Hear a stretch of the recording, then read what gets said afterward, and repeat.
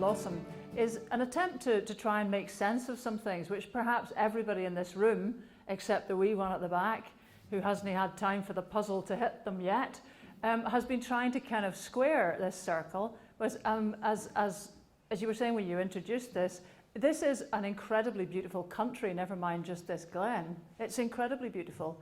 It's tremendously diverse. If you go to any other country of the world and come back here, you kind of realise what we've got, especially around the islands. I've just come down on a rather complex journey from Shetland this morning, which involved being late, having a replacement plane in Orkney and finally limping into Inverness 2 hours late on what I now understand should be called Fly Maybe.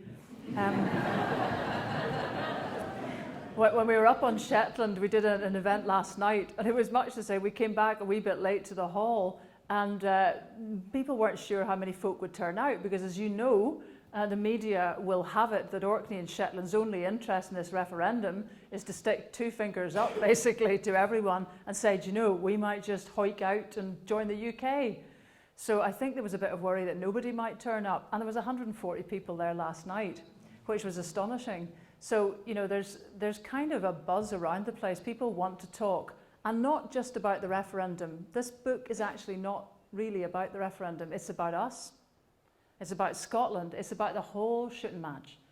And maybe this is a kind of catch-up period, you know, where I think there's been a long period since Thatcherism. And I see as well, it's great that there's some people in here who are too young to know what that is. Lucky, lucky you. That means you, lassie, you, sir. You know, so since that period, we kind of knew that was not good, but I think we've kind of lost track of what works. We know what we don't want, but we don't kind of know, since then we haven't known too well what we're moving towards. And I think we need to kind of grapple with that. So Blossom was trying to look at this paradox. Here we are, this beautiful country. Here we are, this extraordinary concentration of natural resources. My mother grew up, was from Wick originally, or Pulteney Town, if we're going to be precise about these things. And we went for 16 summers up on holiday there from Belfast. Before there was a dual carriageway on the A9, before there was a single bridge over all those firths, it was an epic journey to get up there. And when we got up, you know, even then people would be able to say, do you know, the 6 top tidal stream sites in Europe are in that firth. Everybody knew what the power of the firth was. We just didn't know how to kind of harness it. So the resources in Scotland are unbelievable, really, in natural resources. And then there's the resource of us. Now, I'll come back to that, because actually that's our strongest resource. That's the bit we haven't quite realised yet. But here's the paradox. With all of that, we should be laughing. We should be healthy, wealthy, and wise. We shouldn't have what we do have. And what we do have is, we are the sick man and women of Europe, statistically. We have inequality. We have terrible poverty. And this doesn't fit with the tune. You know, with the ideas that we have, we've got the ideas from Burns put very eloquently. We're all Jock Tamson's bairns. A man's a man for all that. That's kind of struggling to get out, but what we haven't managed to transfer that into the way that we run Scotland, and that's what we have to do. I would say that's our destiny, actually, because otherwise, what have we been voting for all these years? You know, we're just trying to annoy the English, because that's a bit of a poor reason to vote, you know, Labour for practically 100 years. Are we, you know, what are we doing? Are we kidding ourselves on? So some of these things were in my head when I thought about writing this. And so really, this is what I'm trying to resolve, the paradox of how we could be like this. And some of you may know, I've gone a bit Nordic lately. I mean, quite strongly. I'm doing a PhD actually at the moment in Oslo, which is, and remember PhDs are allowed to be a bit weird, which is comparing the hut traditions of Scotland and Norway. Like they have one and we don't. I've also set up a group called Nordic Horizons that's been taking experts over from the Nordic countries to speak in the Scottish Parliament, talk to MSPs, talk to ministers and talk to civil servants.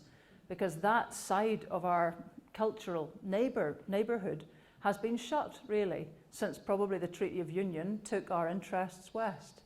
And we should reopen that door, because those folk are doing guy well. whatever structure we have constitutionally, we have a lot to learn from them, and this kind of informs today. So here we are. I was thinking when I came in how peculiar it is that this very vibrant little place, Farr, is not very different from the Faroe Islands, at least as you might look at it. And the great thing about a map is when you make it, you put yourself at the centre of it. So if I'd been smart enough, I would have put Farr up there. But what I'm really asking is, if you think about the future for Scotland, what are you really thinking of in terms of what's good enough? You know, how do we benchmark when we're doing all right or not? And I think sometimes people think, to be honest, if we're doing a little bit better than our nearest neighbours at England, that's kind of good enough. A few percentage points, that'll be fine. So for example, on election turnout, the local government elections, the last ones in Scotland, had a turnout of 38%, which is rubbish. Except the last local government elections in England had 32%, resulta mundo. Except that the European average is 70% and the Nordic average is 80% without compulsion. So, you know, if you want to kind of be just jumping along like that, that's fine. You know, if we just want to do a couple of percentage points better than people who are also not doing well, that's okay. But to me, that's just not good enough. And there's no reason that we should be aiming so low. In all these measures, particularly of democracy and of well-being, the Scots and the English, I mean the whole of the United Kingdom basically, is bumping along the bottom together. Now, to me, that's not really an awful lot, that's not really worth looking at too closely. I would like us to look where we want to go. Now, I don't know, can anybody else basically not ski in this room? Right, good, and you can't ski either? Wow. Well, there's a wee moral in this one. I was kind of late towards trying to ski and was off with my husband and stepdaughters in France and started off down a hill, basically hadn't really listened to how you stopped. You know, that kind of one. And so I hadn't got the snowplow thing in my head. So I was kind of coasting down this hill pretty fast and saw this wee lassie at the bottom of the hill. And I thought, oh no, you know, I was just hurtling towards her. So I tried a few moves, you know, but I hadn't got any. So I couldn't seem to do anything but just keep heading towards her. And I was looking at her thinking, I don't know, can I get past her? No. So just before I thought I was going to hit her, I kind of hurled myself to one side, dunted my head, got no sympathy. And afterwards, Rosie, my stepdaughter, came up to me and she said, did you not hear what the instructor was saying? And I said, well, you know, evidently not. And she said, he said, just look where you want to go and your skis will follow. Where were you looking? And you know, at this moment, you'll probably end up with some wee ones like this as well. You know, where you're talking to a 12-year-old who basically has the wisdom of Methuselah. And I thought, this is not just a moment. This is like a life lesson I'm getting here. This is like beamed down from somewhere else. If you want to concentrate on what's in front of you, if you look constantly where you don't want to be, you will head straight towards it. The longer you spend having time locked into something, the more you attach yourself to that. What I needed to do coming down that slope was to just look into space. I needed to look where I wanted to go. My skis would have followed. I would have avoided the problem. So what I'm asking you tonight is just to stop, can we just stop fixating on south of the border, please? Because I don't really want to go there particularly anymore. And I'd like us to think about what kind of society Scotland could be that seems to represent some of the cultural aspirations we've got. I'm not saying that we're going to turn into a Nordic nation, although that wouldn't be such a bad thing, but there's aspects of that society that I think speak to the Scots, perhaps, and it's something that we could consider. So that's really why I put this here. I quite like the way as well, it lets you get the drift of Scotland's different location. You know, we're often seen as the kind of frozen north of Britain, but we're also the fertile south of the Nordics. So we're both those things. And I know every time I was kind of heading north when, you know, we were on these holidays, you'd always get that impression when you came back south, you know, did they actually have electricity up in Wick? But anyway, more of that soon. So that's really the question I'm asking. And since I mentioned Wick, we can continue as we mean to start as we mean to continue here. Wick, how many people have been to Wick? Come on, you've all been. Some of you haven't. That's appalling, right? I was actually asking this question in Wick a couple of nights ago, and some people didn't put their hands up. The thing about Wick and Hammerfest. Okay, anyone been to Hammerfest? There's usually a couple. No? Well, Hammerfest is the world's northernmost town. It's right at the top of Finnmark, which is right at the top of Norway. And I'm just making a few comparisons here because I think this one is kind of an interesting way to look at it. You'll see here, although you possibly can't see too well, that they're very similar. Wick, as you know, was a great herring port. Hammerfest is still a huge cod port. And you'll see there, they look very similar actually, even the sails and so on. After that period, some things changed. Now, Hammerfest, this little tiny town, 9,000 people, became the first town, apparently, in the Northern Hemisphere, in Northern Europe rather, to get street lighting. Now, you might think that's nae a biggie, but then you haven't probably experienced the Arctic winter, which is dark. And what they did was they got a little hydro and they put it on the back of the river at Hammerfest, here where the Energy Who's It is today, and they managed to run 5 street lights off that. Whoa. Now, they financed it by a tax on beer, which the fishermen were not that keen on, but whatever. And after a year, it went wrong. There was quite a fuss, you can imagine, with all that beer lost. But actually, when the company came in to fix it, they just found it hadn't been insulated well enough. No one had ever put this kind of kit in that far north.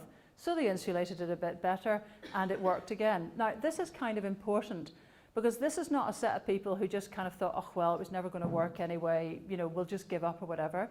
They looked at it, figured it out, fixed it, put it back, and continued. In fact, they put it back in a better position. They realized they could get a better drop further along the river, and that meant everybody had a light in their house then. Result again. Then they thought, well, hang on a minute. Supposing we took that river turbine and put it in the Kvalsund Strait. Now, that's a frisky little bit of river beside Hammerfest, not a patch on the Pentland Firth again, but it's kind of got a good tidal race in it. So they put it in there. This is my friend Inger-Lisa Matheson from up there. We went to take a picture of the turbine without realizing it's in the water. So she's kind of being a turbine for me in front of it. But anyway, so the turbine was in there, and again, they took it out, modified it, took some readings, did results, took it back out, modified it, put it back in, put it in a different place, took some readings, took it back, blah, blah, blah. The long shot of it is that after much testing, the same company that created the streetlights in 1897, Hammerfest Ström, are the company whose kit, whose tidal turbines, will go in the water off Isla in 2015 to create the world's first tidally powered island. And it should have been us. There is no reason why that should not have been our technology. I mean, do we not have engineers aplenty? Do we not have an engineering tradition? Do we not know what tides are? Do we not have them? Do we not know about the sea? Of course we do. We know all those things. But I would suggest the big thing we don't have that they do have in Norway was easy access to rivers, land and sea to be able to experiment. I'd imagine that if anybody near my mother's port of Wick went to a landowner and asked if they could put a turbine into a river in 1897, they would have got, as mother would say these days, the back of somebody's hand. They would not have got any traction at all. You'll know now that most of the rivers up the coast are time-shared into the next century, perhaps beyond. And many of you will have read Neil Gunn's brilliant books. Highland River tells the story 100 years ago of someone daring to think he could catch a salmon in his own river in his own country when his people were starving. We know the story of that. But this is how it works out. If you can't touch the land, if you can't expect to be able to use it easily, if you need permission to even be standing on the banks, if you're always the last of a set of priorities for using any natural resource, you're never going to come up with something like this. You're always going to be slow. So there was one difference. And then, of course, when these guys decided they might be able to put a tidal turbine in, they didn't have to go and ask the Crown Estate Commission permission. They didn't need to kind of find the money to do the speculative first try and then tender for the whatever. They just basically were able to stick the turbine in and see how it worked. And that makes all the difference, because that kind of proximity and being able to touch natural resources is something the Scots really have never had. So that, I mean, the reason I'm kind of labouring this point a bit is that, you know, land reform and the way land's been owned in Scotland is weird. And that this is worth getting, because actually, you know, everywhere you grow up, you think is normal.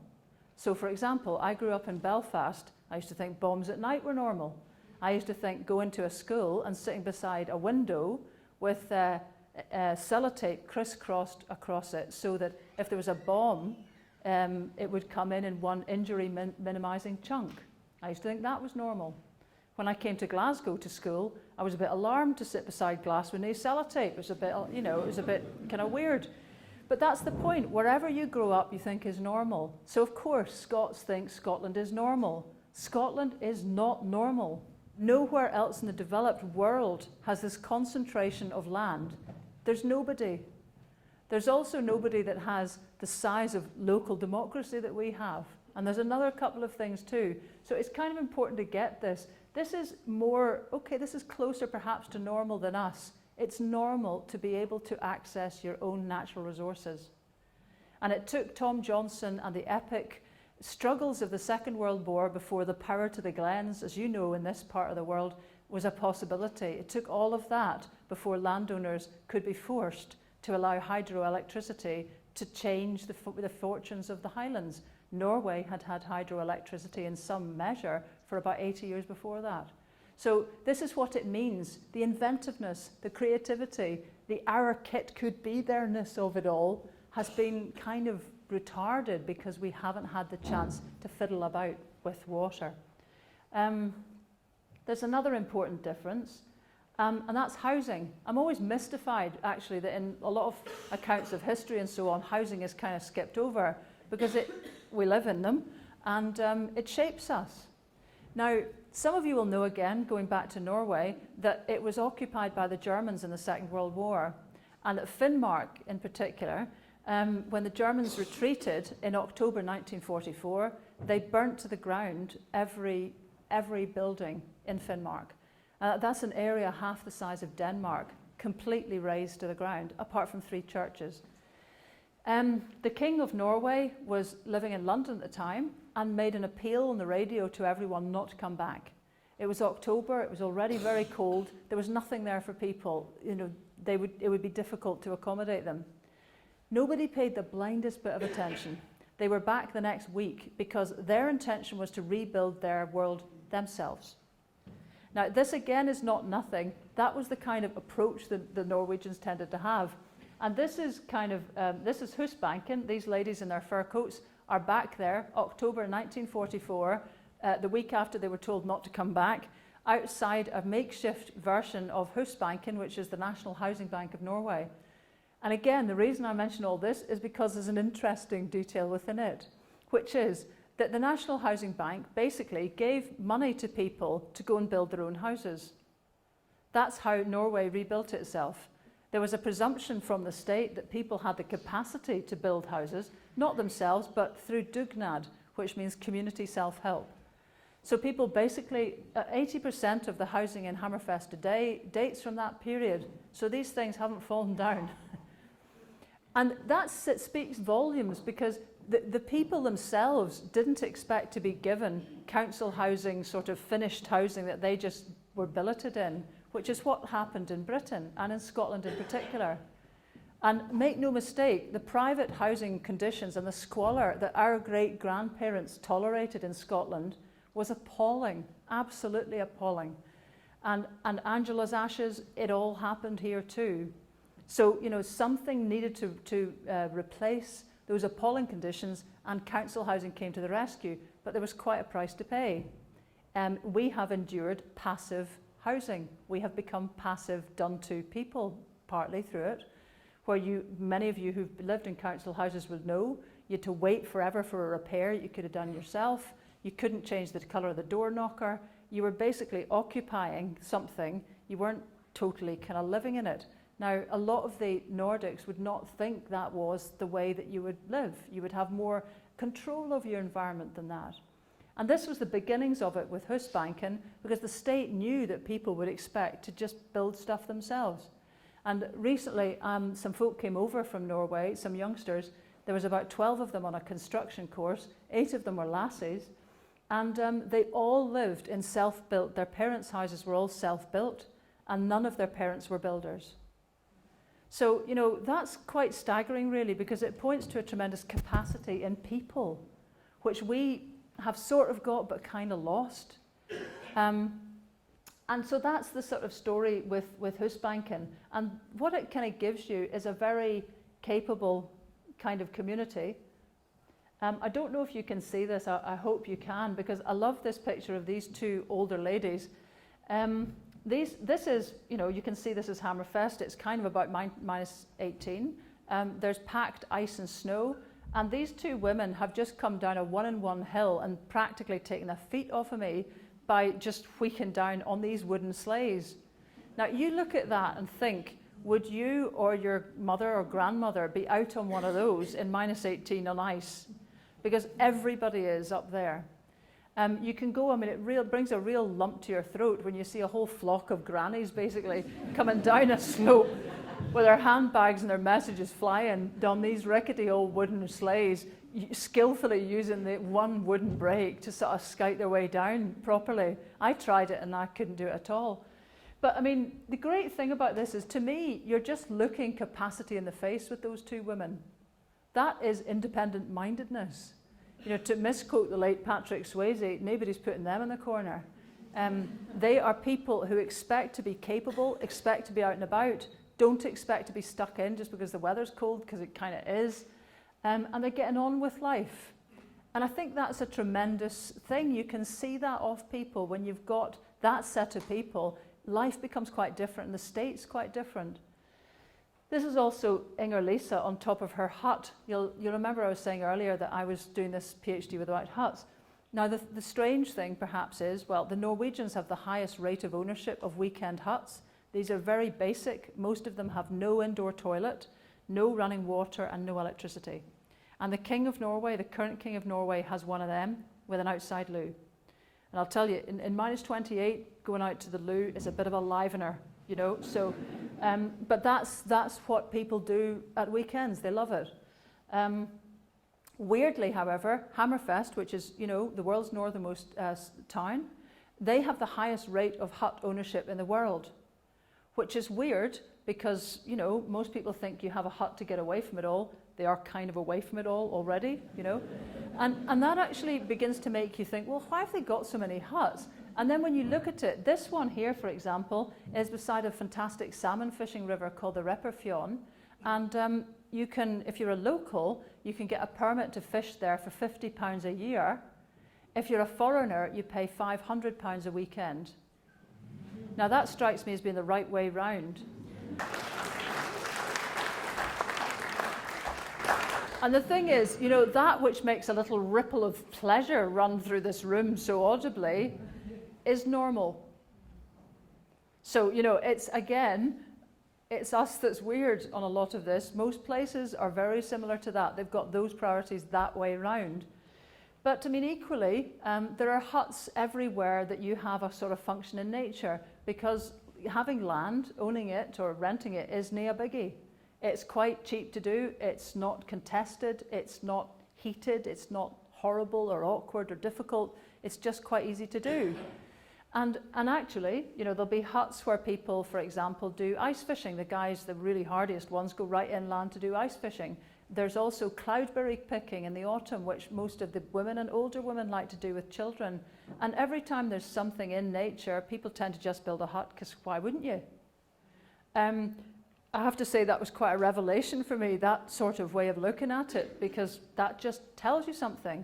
If something is affordable and easy to get your hands on, you consume a lot of it. In Norway, people consume land for that reason. In Scotland, people consume booze for that reason, and food. We have become a consumer society because it's the easiest thing for us to get our hands on. And when you're in a society where it's easy to get your hands on other things, it becomes quite noticeable that people actually invest their time, energy, and money in that. So it's a hard thing to say, but I think it's pretty true.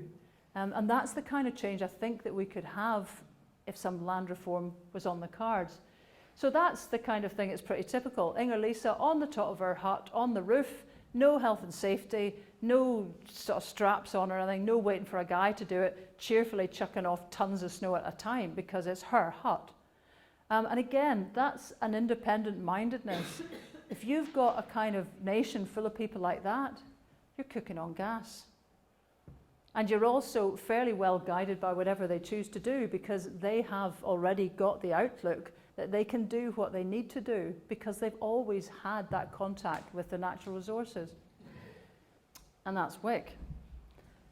Now, admittedly, it was a bad day, but Wick has declined steadily since the heady days of the 1900s, partly because once the merchants left, they took their money with them. None of it was in the place. Wick lost its port status 8 years ago, as indeed did many places, and it has a drugs problem. Lots of little towns do. One of the main things for Wick is nobody in Wick runs Wick. It's run from Inverness, and it just feels like many small towns in Scotland do, somewhere that is basically just a kind of adjunctive base camp. And that I think is one of the biggest problems we have not come to terms with. Is this template of largeness that for some reason bedevils Scotland. So here, for example, you'll see the familiar pattern of our so-called local authorities. Now, if I had time to do somebody under the Trades Descriptions Act, I would do someone for that, because that's not local. One authority, I don't need to tell you, for the whole shooting match of the Highlands, that is not local. In any other country, that's a strategic sort of authority, or it's a county council, but a delivery authority? No. No. There's nobody but us doing that. Our average council here is 165,000 people. The average council in, let's say, Germany, which is a pretty robust competitor in every different sort of way, is around 8,000. 165,000, 8,000. The Nordics have recently merged, but a lot of their authorities are around 14,000, maybe to 20,000 at their uppermost. I was in Orkney and Shetland recently. They are on the upper size of most authorities around the rest of Europe. We are weird, again, with this, because we have allowed our councils, our democracy, to grow like topsy. It's almost as if our councils are marking the old sporting estates. They're enormous. Why? Does nobody think that it matters that we are connected to things? It strikes me that the human energy there is available in this room, par excellence, is kind of being flared off the way that gas was flared off the oil rigs before the penny dropped. It matters to harness people's energy, and you can't harness it effectively across these massive areas. Now, on the right is what the map would look like, and I hope you can kind of see this. If we, in Scotland, had the average size of council in Europe, not the smallest, that's just the average. Now, I don't know if you can see that well, but you can see Caithness would have about 10 councils. Now, that gives you an indication of just how completely out of kilter we've become. And I think that kind of thing would give a sense of ownership again, and it would bring us back to people feeling that it was worth getting involved. What have we got at the moment? We've got a situation where in Scotland, 1 in 2,000 people stands for election for anything, for the council. In Norway, it's 1 in 80.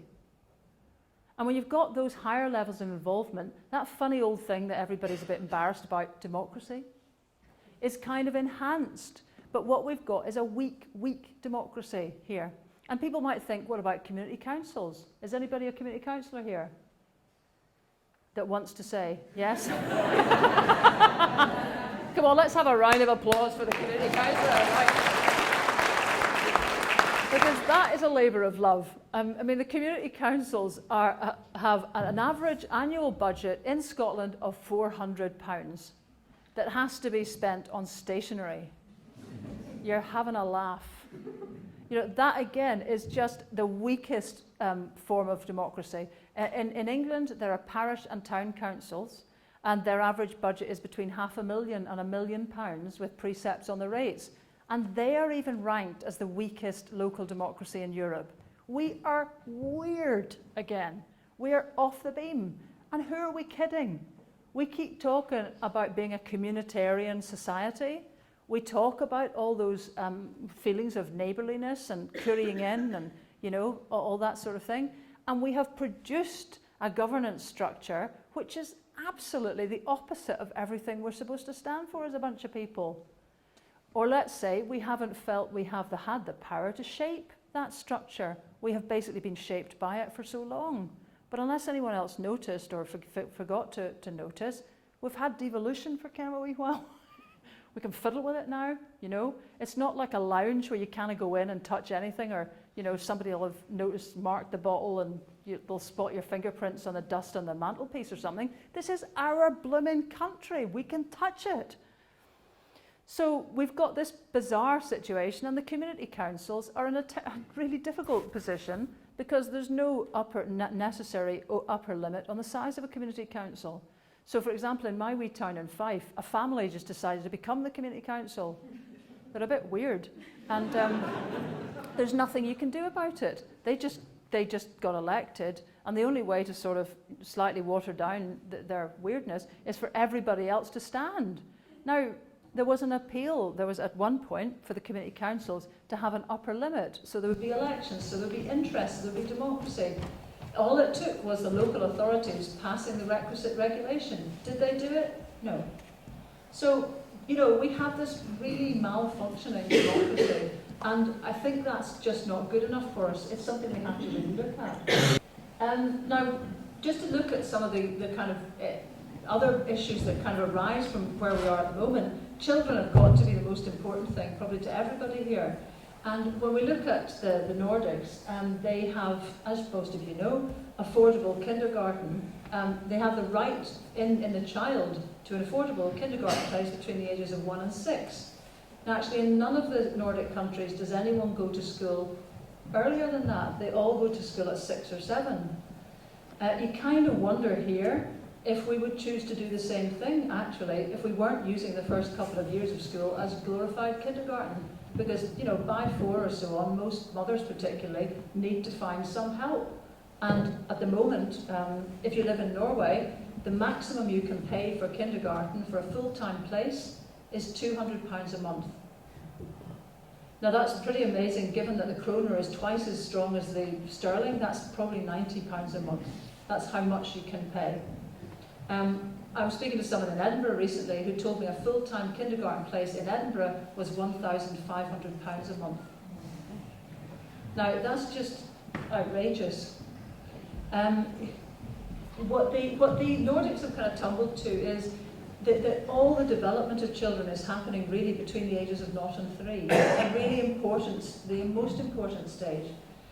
They're forming language, they're learning or not learning to cooperate, to problem solve, to work in teams, all the soft skills, the things that employers want. And those skills are being learned or not learned through engaged play. And now, with in the old days, with families of 10 maybe, you got quite a lot of engagement just by sitting at home with your brothers and sisters. But in families where there's only one bairn now, it's hard for that to be the case, especially when both parents are working.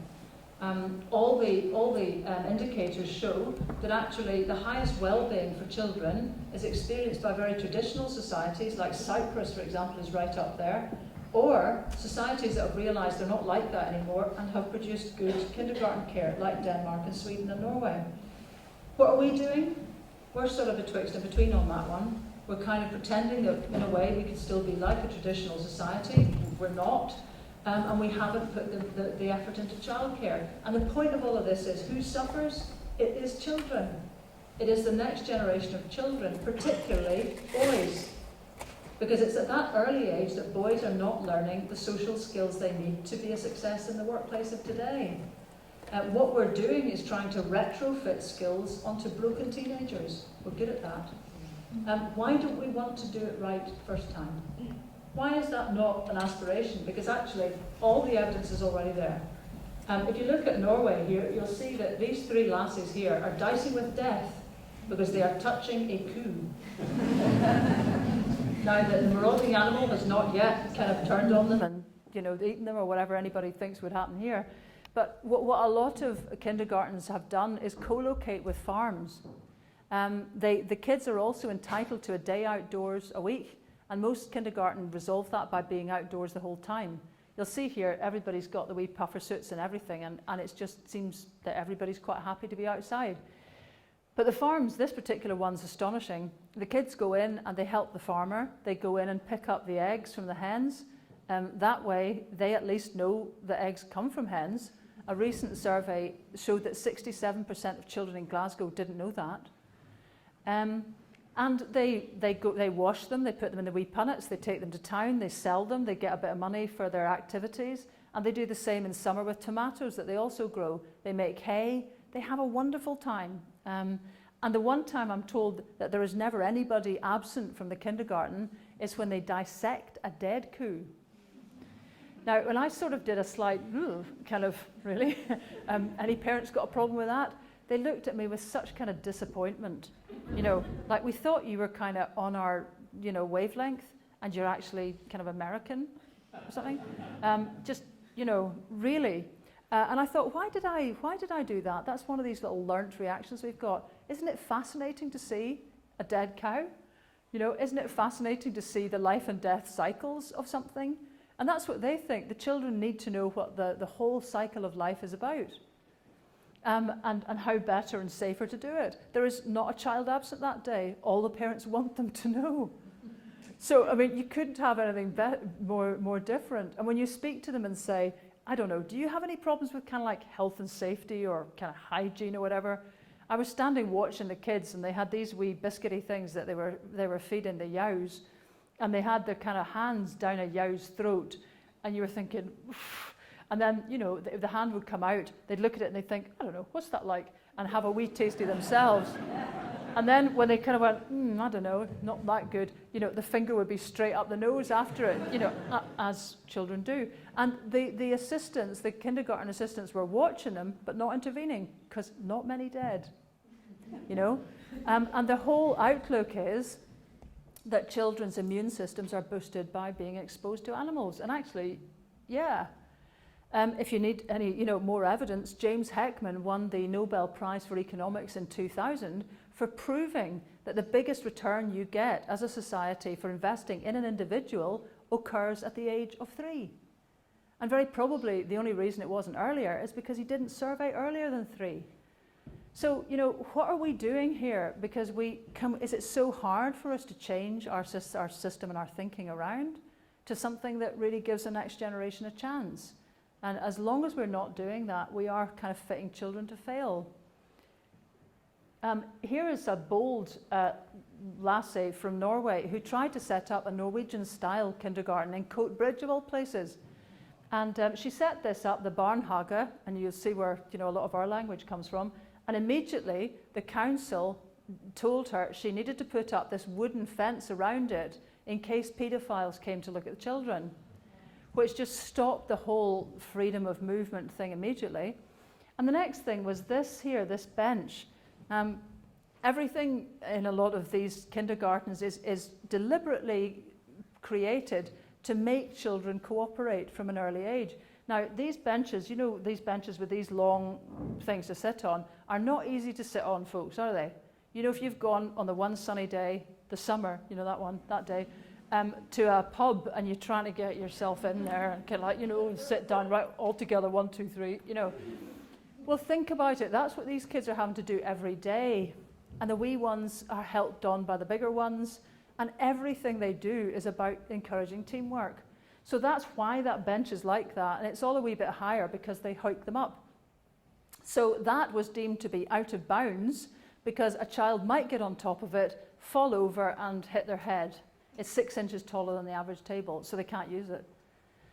Now, we could probably sit all night exchanging sort of infantilization stories because this has become a characteristic of Scottish life. I was in Linlithgow talking to folk, and there was a chap in the audience who immediately related to this and said, I know exactly what this is about. There's an underpass in Linlithgow, and there's a light in it, and it never works. I've complained about it, I've complained to the council, nobody fixes it, sometimes it's fixed, then it's broken again, and it's just kind of driving me crazy. And I was watching the reaction of everyone in the room, basically people were just losing the will to live quickly, which suggested this guy kind of gone on about it a wee bit before. And I said to him, why don't you just take a light bulb and fix it yourself? Fix it myself? Why should I fix it myself? It's the council's responsibility. They should be doing it. I shouldn't have to be running around with light bulbs. I said to him, look, friend, you've actually sent the entire room to sleep, okay? You've clearly gone on about this for half of your life. Your blood pressure is visibly through the roof. You've turned purple. Your knuckles are white. Give yourself a break. Get a light bulb and fix it. And just for a wee second, he kind of went, I could just take a light bulb and fix it. And it was like, the world's troubles had lifted from him, and then something brought him back down again. And he said, I'd probably be done for defacing council property. And actually, he might. But there's one thing here. There's a great Norwegian expression, ask for forgiveness, not permission. And,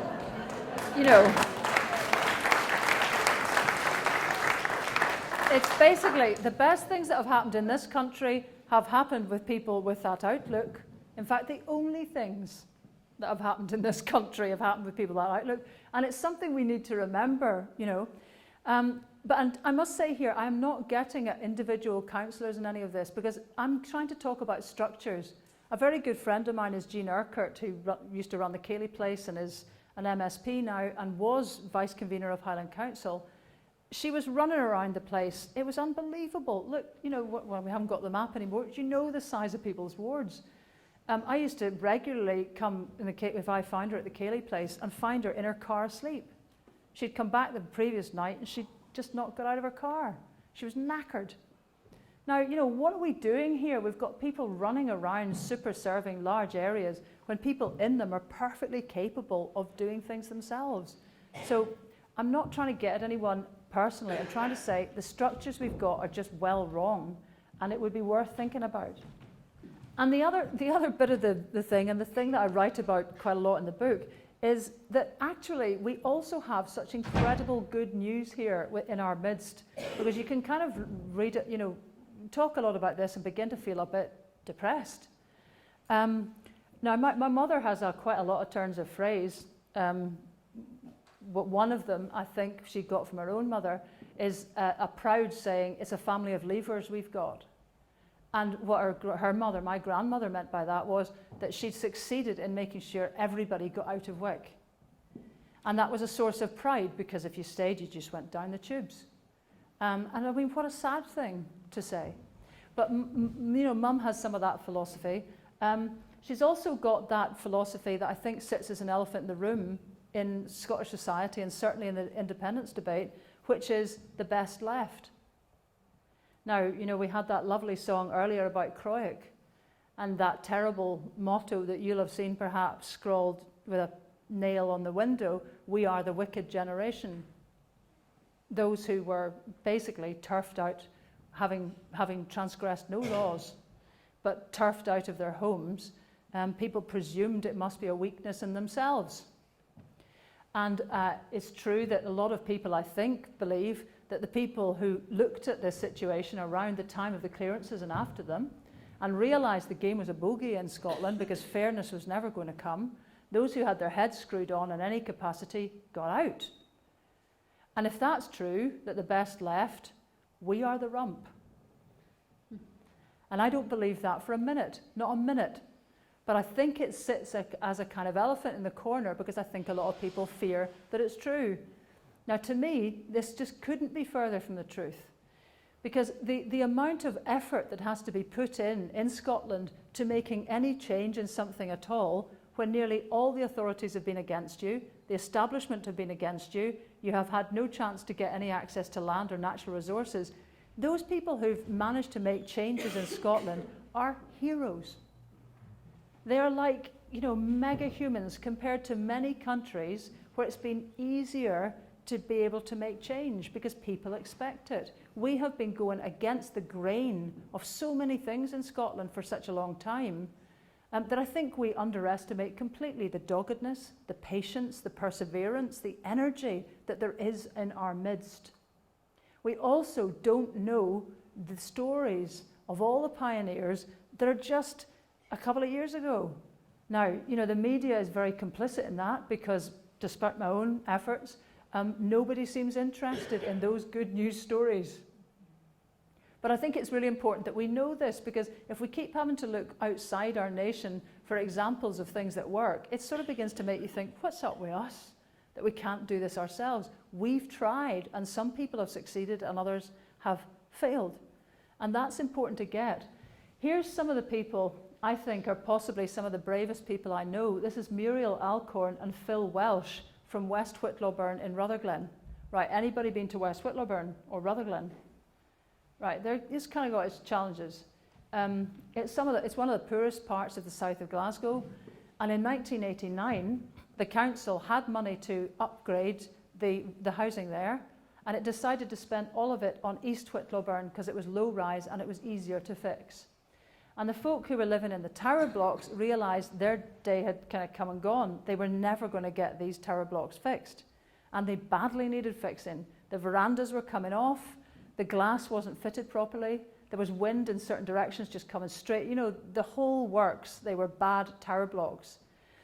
So they knew nothing particularly was going to happen.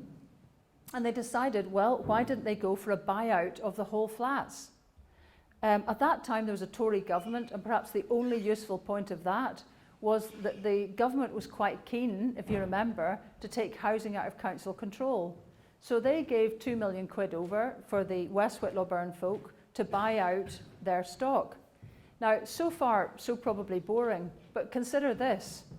These guys woke up on the 11th of November 1989 as proud owners of 900 of the most rubbish flats in Europe.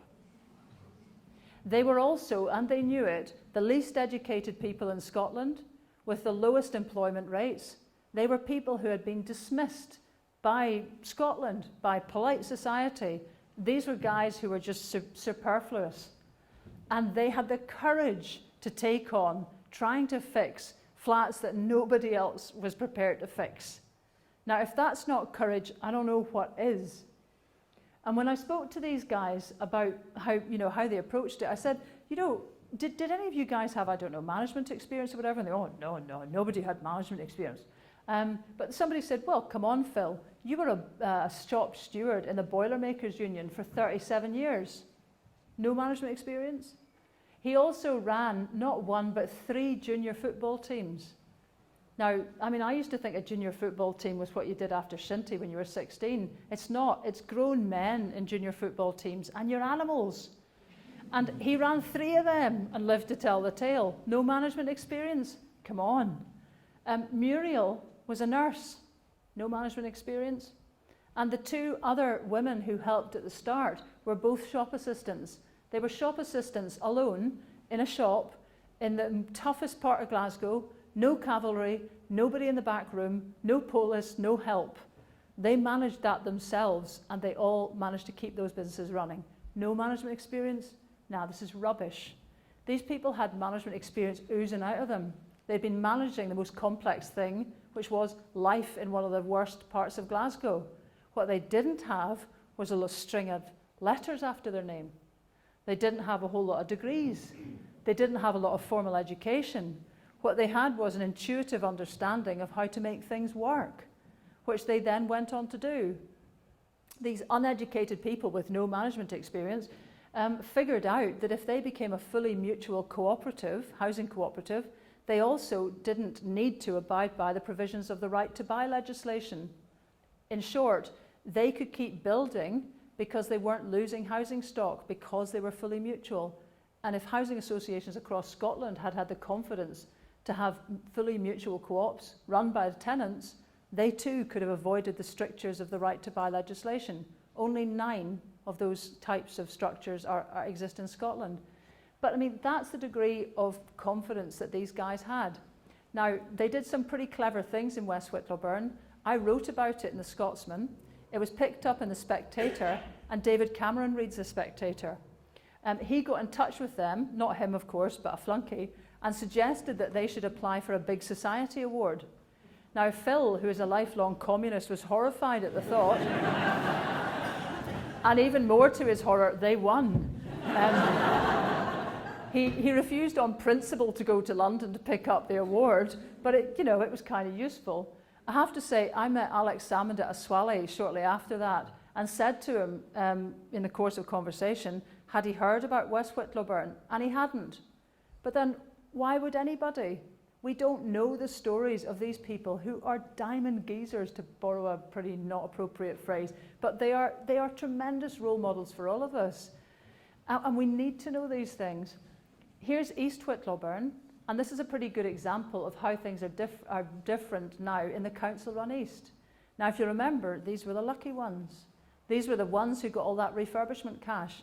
In the old days, that's all you'd be looking for. If you're a tenant, you just want someone to come and fix your house. That's too low a set of aspirations. Because what happened here, if you can't see it, are the words furniture pickup is written here. And what happened here was just normal thing. Somebody wanted to take an old sofa out and get the council to collect it, and the council couldn't give a date. So fine, they just took the sofa out, carted it to the side of these flats, and the kids eventually set it on fire, and they nearly killed the people in the neighbouring flat with smoke problems. So the solution was to write furniture pickup on the yard, the bit of road outside these flats. And now what you do is you drag your sofa across the green to the furniture pickup point. The council still don't come and collect it on time. The kids still set it on fire, but nobody's dead. Now, come on. This is pathetic. Look at all these windows. Don't you think there's any number of people in there that could figure out a better system of how to run their lives, that care about their lives, better than that? As a solution from a council that we pay council tax to? I mean, it's ridiculous. But this is too large a system to work. That's 900 units. That works because it's the right size and people can basically care for one another. And one outcome of West Whittlowburn, you might not want this, but not might be your idea of a good way of living, but CCTV was put in here. It means there's no drug dealers in West Whittlowburn, quite uniquely in that area. It also means 11 deaths have been avoided because people who've had falls or epileptic fits or so on are picked up quickly in that golden hour, and they're helped quickly. The other, perhaps the most important thing is, older folk have got a panic button or just a button in their flats, and there are 24-hour Jannies. So the Jannies will come up in the middle of the night if necessary to just reassure people. What we've found recently is an expenditure of, in 1 year, £2.5 billion in Scotland were spent on the emergency admission of old people who had no clinical need. They were lonely, or they had had a small fall, and nobody could depend on putting them back into their home because it wasn't a home, it was a billet. Now, this is a great way of keeping people curried, of keeping people in a home in a wider sense. And it makes great sense, but we're not looking at that size of solution. We just want big is beautiful. What's the bottom line? It's probably more efficient to make them part of a massive part of the council again. This is where I think we need to think again. Well, Carbeth, these are also hutting heroes. These guys did a buyout a couple of years ago. You'll know perhaps Carbeth's a bunch of hutters north of Glasgow. That was started in 1920 by men from the First World War who managed to forge a relationship with a landowner and get some land for huts. They faced eviction in 1999, went on rent strike, and it took all of that fuss before they finally got their land. But again, we know of them, but perhaps we don't know of these guys. This is Barry Downs, which is near Moneyfeith and Carnoustie and Angus. And these guys equally had huts there from the same period. And they were all evicted in 2010. Then there was a new owner, wasn't interested in having something as shabby looking as these huts, despite the fact they'd been there since 1937 and had been built again by our grandfathers grandmothers, and they were really precious little escapes for people from probably pretty bad urban environments.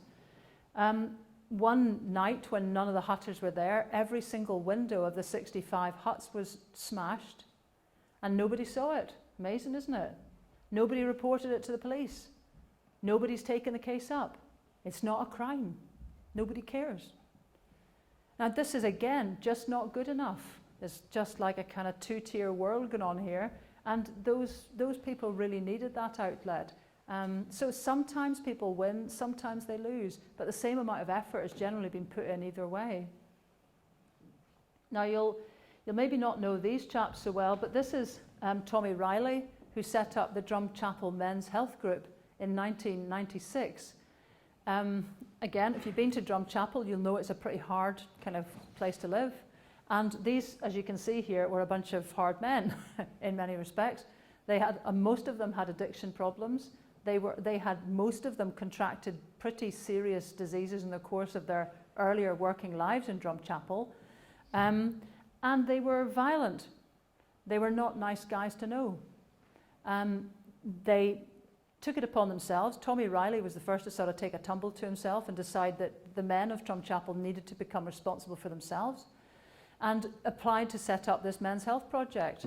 He amazingly got money for 1 year, and they started to set up courses. They had a huge number of guys go through acupuncture courses, which got a lot of people off smoking. They had an 18-week waiting list for aromatherapy in Drumchapel. The most popular course was cookery, because the guys were taking on responsibility for making the meals for their families, and a lot of them went walks up the back. It was as if nobody had ever spotted really there were hills there, but when they chummed one another, that became a big occupation. A year after they started, the health board decided that they couldn't evaluate the project properly, and the grant was terminated. £86,000. You know, one of the first things that the men of Drumchapel had ever had the courage to try to do to change their own lives, it was just snuffed out like that. Tommy took it particularly badly. Before this started, he was the only one that wasn't drinking, basically. He became an alcoholic within about 2 years of this going pear-shaped, and I lost track of him. When I was writing the book, I found him. I got back in touch and discovered that he was an alcoholic still. He had COPD, his wife had left him, and he died last year prematurely, and it was a terrible thing. Now, you know, Tommy, to a great degree, is the Scottish effect. You know, he poured his life into that project. And it strikes me that this is not nothing. When people put a lot of effort into something, it has to succeed. It has to come out somewhere, because otherwise it eats you up inside. You know, the number of people, I know so many people like this, I have to say so many men particularly, who are so bitter and angry because they tried to do something for the benefit of everyone and they were snubbed by an uncaring state with a clipboard. And it doesn't go nowhere. I mean, I'm no physicist, but energy, I understand, is never destroyed, it's only transformed. Well, so it is with human energy. If you try to put your energy into something and it can't go somewhere, it just comes back and it eats you up. And Tommy's whole experience was appalling. If you go onto the internet, these guys who were the pioneers of men's health have disappeared. There's not a single mention of them, like they just didn't even exist. And this speaks as well of this professionalisation of Scottish life, where the only people who are experts in something, I can remember this from a friend in Northern Ireland who had a joke once that usually sorted the sheep from the goats. He had this one, a consultant is someone who sees something working in practice and wonders if it might work in theory. Now, I say that as somebody, again, I've acted as a consultant in many situations, and there is a role for that, but there is also a role for people knowing and having confidence in the moment that they can run things themselves and being left to get on with that. And we're not letting that happen. And here's dear old Egg. There's dear old Keith Schellenberg in one of his houses. And this is Dean, who came over. He's a sea kayaker, and he came over on the night of the handover on the 12th of June 1997 for the crack. He met a lassie, never went back, and this is now his daughter, and they live on egg.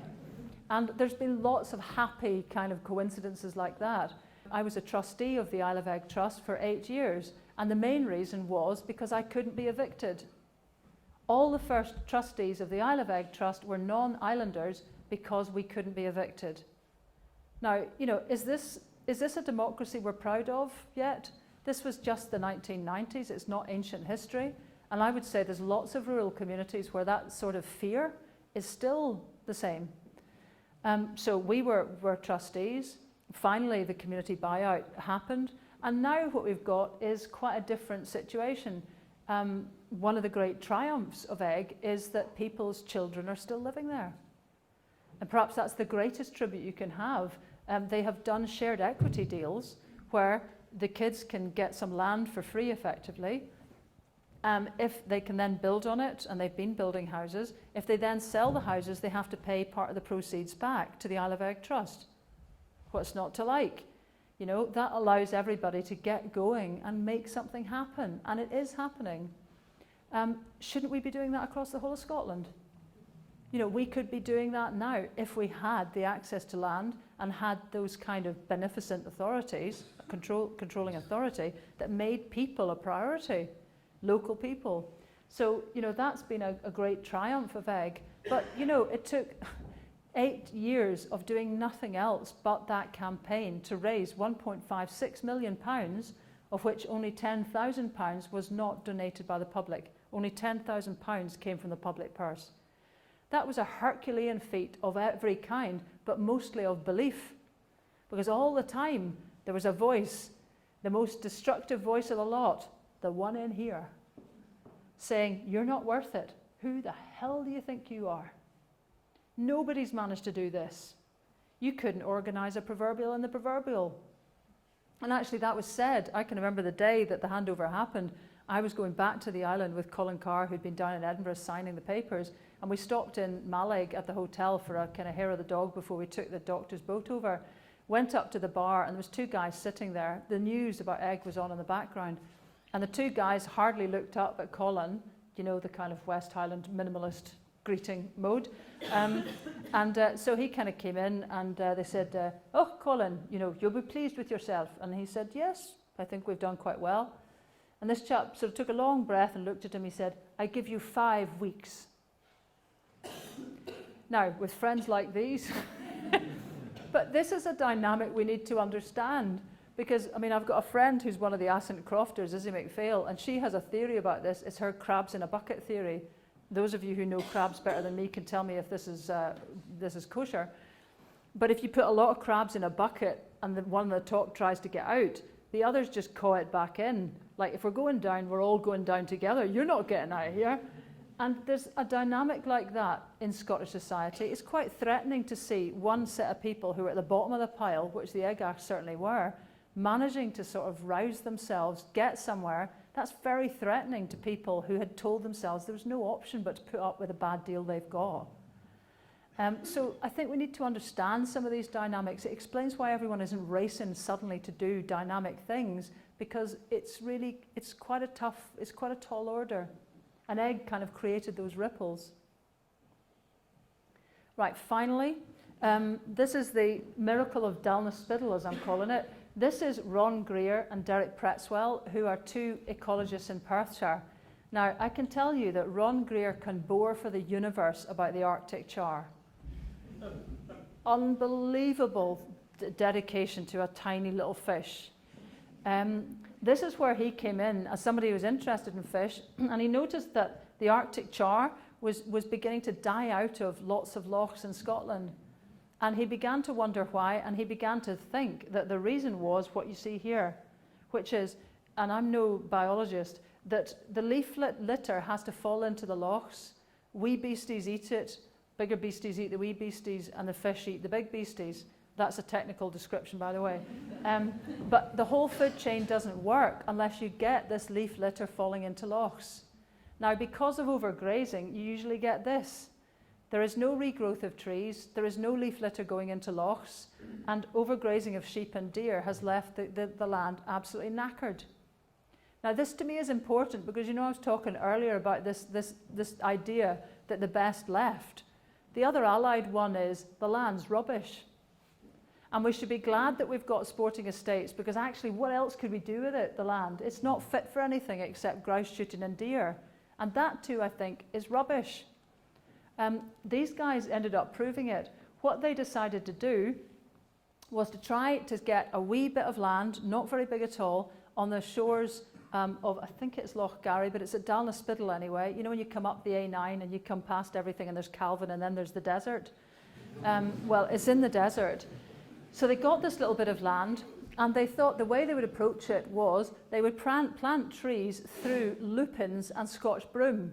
Now everybody thought this was barking. I thought this was quite cool because lupins are my favourite plant. So I sort of got quite interested at this point. But the thinking was the lupins and Scotch broom would return nitrogen to the soil. They would raise the temperature at the base. They would create a bit of shelter, and all those things would give the wee saplings that wee bit extra help to grow. And of course it would be fenced off, so nae wee teeth. So that's what they did, and this is what they started off with. Now, can you imagine trying to grow anything on that? That is the product of centuries of feudal sporting estate control, massive overgrazing. You wouldn't even start, but they did. So there's year one. I don't know if you can see this very well. There's lots of lupins.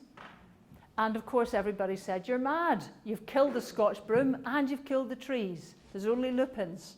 But then there was year two.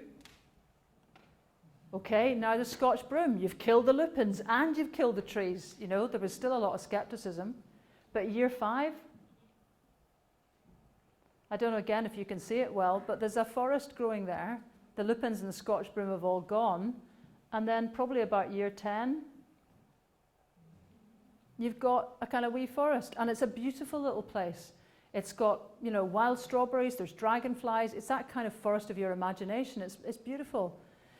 So once they'd got that far, they decided to go for it, do something really ambitious. And backed by Scottish Enterprise, they put a bid in for 100,000 acres of Perthshire. Now, this was a real biggie. They'd figured out that that would allow the villages of Dunkeld, Burnham and Pitlochry to be energy self-sufficient in wood after the trees had had a chance to grow, you know, 20 years later, by just pollarding or coppicing the wood, you know, not knocking them down, but just taking branches off. And in these days, when we've got a lot of problems with fuel prices, that is not to be sniffed at.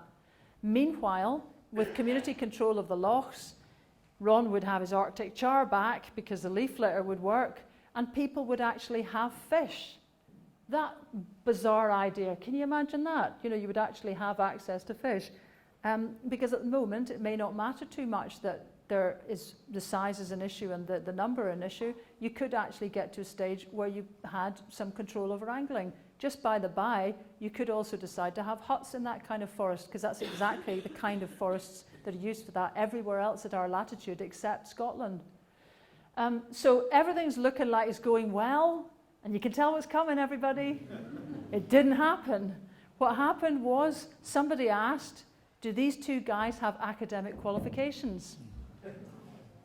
Now, you know, who knows in the end, was that the real reason? You know, maybe not. But that's the other point. You never find out the real reason. It just doesn't happen. And to say that Ron is now a bitter guy is an understatement. He would be perfectly happy with me telling you he is an angry man. It's the same thing as Tommy. He put his life into that. They proved that almost an impossible piece of terrain could be turned into something great. And they were snubbed. And do you know what else? At the time that they had taken this project on, they had another planned project in a place called the Rest and Be Thankful. Now, those of you who know that will know that that place, at the road to Inverary, has a landslip practically every blinking week. And at the moment, we're trying to solve it by putting bits of cemented block up and all the rest of it. This was a natural solution to that would probably have worked, but it didn't. And who cares? And that's too typical of our story, that there's brilliant people who've been able to put their money where their mouth is and do something, but at the end of the day, it's those and such as those, and a tremendous sort of wariness about just going with people who can prove they can do things. I don't understand why we do this. And this, I think, to just conclude, I think this is the thing that we have to try to change in Scotland. Because what we have at the moment is income absolutely dictates your chances in life. I could show you any number of graphs here, but this one shows you the average birth weight. This is babies born underweight in poor areas, the 10% poorest areas, and this is the proportion who are underweight in the 10% richest areas of Glasgow. Now that's a very extreme difference, and it dictates practically everything that follows. It's very hard for you to retrieve the health impact that you gain by being underweight at that age to a mother who is also ill. And that is a feature of our lives. Now this is a bit of a scary one. Does anyone heard of the Scottish effect? This is, you sometimes hear it as the Glasgow effect. It's a bit of a depressing old one, but it means that basically everyone in this room is liable to die younger than their counterpart in the rest of the UK. That's regardless of income, gender, whatever. It's particularly pronounced in Glasgow, and people have tried to look at why. The Centre for Population Health, which is excellent, had done some comparisons with Manchester and Liverpool.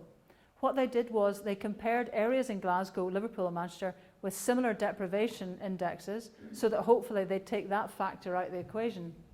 What they have here is the different causes of early mortality. And the blue line that you probably can't see here is the Liverpool-Manchester average. So what you're seeing here is, over here you can see Glasgow is not that different. These causes of death are not that different between those three cities. But over here, it's very different. This is the area where Glasgow is really coming a cropper. And so you might look at that and think, well, what are these causes of death then? And because we all think our problems are mostly to do with lung cancer, heart disease, those kind of things, you'd think it's that. It's not. Those causes of death are the first three. These causes of death are suicide, violence, alcohol abuse, and drug abuse. Is this a democracy? Is this working? It's not. And too much of everything that I've spoken about before, I think, contributes to this. So we have to try to do something different here, because this to me is not a kind of esoteric argument about just trying to pull our weight up or pull our socks up or anything like that. The structures of the way Scotland works are not working for us, and it's worse than that. They are actually harming people because you can't manage to shift your outcomes very easily. A survey, the Scottish Household Survey last year, found that only 22% of people think they have any clout in their local area. So it keeps coming back to this question of empowerment. Now that may sound happy-clappy to some people. I don't care. What we need to do now is have all the energy that people have at the disposal of their peers in good, healthy, strong relationships in the places that they live, so that those places become full places again, with all the support and energy that can be brought to bear of some of the best people on the planet. That's us. And that's the difficulty. I think what we're looking at here are basically illnesses of hopelessness, because suicide, alcohol abuse, violence and drug abuse are not classic illnesses in that respect of being like lung cancer. So, you know, we've got to think that there's actually an impact on our outlook and our health from the way that we're living. And this is the last pitch. This looks very complicated, but what it's about is suggesting that Scotland is a masculine society. Now, what that means, this is a guy called Hofstede, who is a Dutch sociologist, and he took statistics from 52 countries of the world and compared them. I won't give you all the stuff, it's all there in great detail in the book, but what he came up with was a typology for two different kinds of country. And the ones that he described as feminine were not countries that are run by women, sadly. They were countries that had characteristics like they were tended to be cooperative, consensual, they tended to sometimes be conformist, they sometimes had difficulties with innovation, and they measured success by the placement of the average. It was where the average in society was that kind of mattered to people. A masculine society, by contrast, didn't need to be run by men, but its values were it was competitive, devil take the hindmost. It was sometimes quite exciting, and it could be innovative, but it registered success by where the elite was, where the top was. And I think a great way of looking at this is the Olympic Games. Now, there's a great suggestion that we are a sporting nation because we got 10 golds in the Olympic Games. Now, that's true, but at the same time, half of us can't run for a bus. Now, which bothers you more? You know, these two things are true at the same time, but we keep being told we're doing really well because we have an elite who do extremely well. That's not to gainsay them, but to me that doesn't really work if half of us can't run for a bus. Now, in nations that are feminine, they worry a lot about that. They figure that if you shift where the average is, that the top and the bottom move accordingly.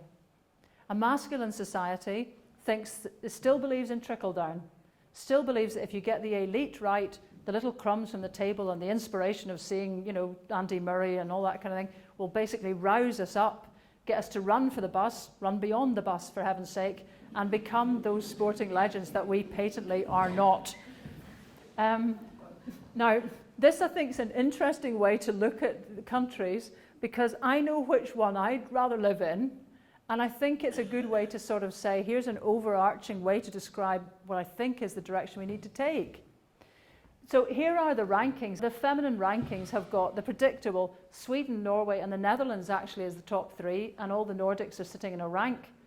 And on feminine rankings, dear old the UK is number 62, which is not very feminine at all. That's pretty masculine. If Scotland were a separate country, although they haven't done the figures, I think it would be 63.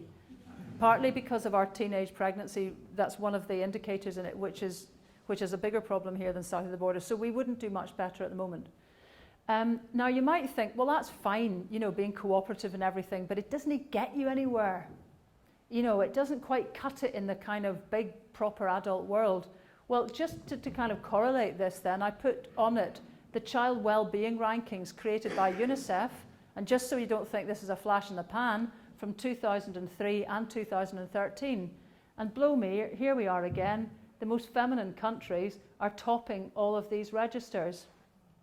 And here we have again, dear old the UK, 16th and 20th, the 7th wealthiest country in the world. It's not very good. And again, though, you might think, but still, you've got to make money in life. Well, here's the GDP per capita, and you'll see again that actually some of the countries that are doing best are up at this feminine end of the table. Here we have, for example, Sweden is 11th, Norway is 2nd in terms of GDP, 5th, and Britain is 16th here. And if you look now more recently at the AAA credit-rated nations, you'll know that we lost that status. And the AAA credit-rated nations currently are all the Nordics, Luxembourg, Switzerland, somewhere I always forget, and all the properly federal countries, namely Canada, Australia, and Germany. Now, that too is not nothing, because to me, those are right-sized countries. They have right-sized, uniform federal structures, not just what we're getting in Scotland at the moment, which is if we shout loudest, we'll get a solution, but actually everybody else will just have a different thing or nothing at all. This is countries, in the case of Canada and Australia, this is our folk who left here and admired the Mother of Parliament so much that they replicated not a single aspect of it.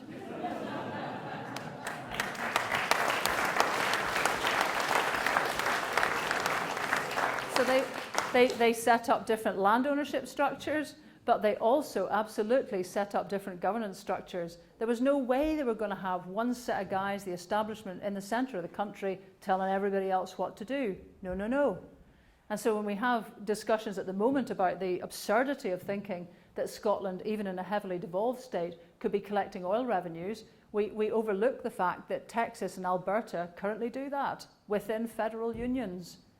So it's all doable if you have the sense to create a sensible, fair structure. And the real corker in all of this is Germany, or as they say in Wick, Germany. The Germans have a totally functioning federal structure. They are, you know, the powerhouse of Europe.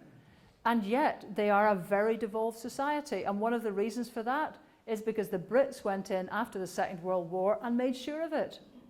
It was the Brits as much as anyone else who decided that the best way to make sure one guy like Hitler never got his hands on all the goodies again was to make sure that power was diffused in society, that it didn't sit in one place, that the federal governments were truly independent. To the extent that Angela Merkel, who is the world's most powerful woman, nonetheless cannot impose a council tax freeze in Germany, because those layers of government are totally separate from her federal control. So that's how completely different their setup is. And the guys who went across to set that up in Germany came back to Britain, drew the drawbridge up, and just decided to get, crack out the Pims and get the cucumber sandwiches going. Not having that here. No, no, no, no, no. This works just dandy for us. So, the horrifying thing when you look at history is there were moments and there was an ability, there was insights that just didn't get applied to our country. They got applied to other places when it became important, but not here. And the Germans, for example, only 1 in 18 people, let me put this another way, 18% of Germans bank with Deutsche Bank, which is one of the reasons that they haven't had the crash we've had. They don't all bank with the big banks. The majority of Germans bank with local banks. Local is normal. We are weird. So, when you sort of begin to look all the way down the line there's a bit of a theme struggling to get out, in my opinion, and it's one I think we have to heed, whichever way we're going to vote in the referendum, because we'll still be the same people on September the 19th. We take all of this baggage with us. We take all of this past and history and possibility with us. And I think we can have the prospects. You probably know I intend to vote yes. I'm not evangelical about it because I think people are kind of quite capable of coming to their own decision. What I am quite evangelical about is trying to perhaps widen the thinking about what our possibilities could be as a nation. You'll make your own decisions. There's nothing I hate more in life than being told what to think, so I wouldn't dream of doing that to you. But I think in the end, the messages are pretty clear. When I look at the comparison between Scotland and the Nordics, there is no difference really in the resources and the human capacity in particular between those countries. The only difference is we have never had governments that have chosen to empower and trust it. And that's what has to change. That's what we have to make happen to change. Thank you very much.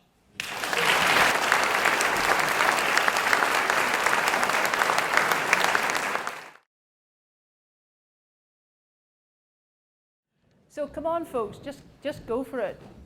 Thoughts, observations, recitations, a little song. Come on. I mean, looking at that last graph, they said that Germany had the high figures on the right-hand side, but it's obviously down in the Denver rankings. So. Yes, that's an interesting one. Actually, Germany is a puzzle because it does have very strong hierarchical structures nonetheless, but it turns out a pretty good GDP. So, there's contrasting sort of findings in all of that too. The same way that Cyprus, for example, strangely comes up as very high in the Child Wellbeing Index, but not in anything else. But if you look at general trends, you find the trends are stronger when you begin to look at where the patterns are. And to me, we've got to a stage where this country now thinks that everything is achieved by the attrition of two forces like this. That we find out what's fair and true in law by cross-examination. Even if we destroy witnesses, even if we don't get people willing to go to court, it doesn't matter. We must have this process going on. And in the workforce, in the workplace, we believe as well that labour and capital bang against each other and there's no chance of them working in tandem. That's real happy, clappy stuff to start thinking of that. But again, we are the odd ones out at our latitudes. All these other countries have social contracts. They work well cooperatively. Every newspaper that you read here is produced by two big Finnish cooperatives of tens of thousands of forester farmers. I mean, is there something about us that we can't do that?